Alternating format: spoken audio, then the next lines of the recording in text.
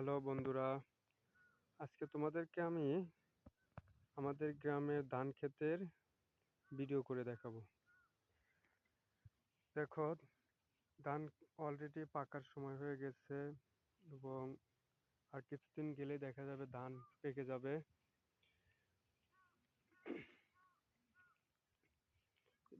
এই ধানগুলো আর কিছুদিন প্রায় 10-15 দিন গেলেই ধানগুলো কাটার উপযুক্ত হয়ে যাবে। আমাদের গ্রামের বা এই বাংলাদেশের কৃষি নির্ভর একটি দেশ।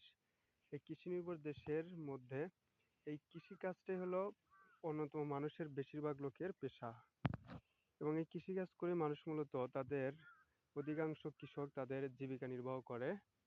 এই ধান মূলত এই ধানগুলো মূলত 2 মাস আগে রোপণ করা হয়েছিল। এই 2 মাসের মধ্যে ধান অলরেডি কাটার উপযুক্ত হয়ে গেছে। আসলে আমরা এই পাশের ক্ষেতটাতে যাই।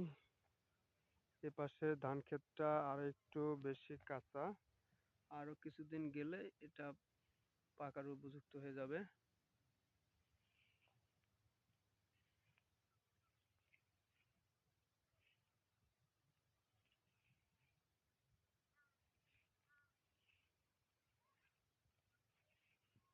কি সুন্দর ধান হয়েছে এই ক্ষেতটাতে।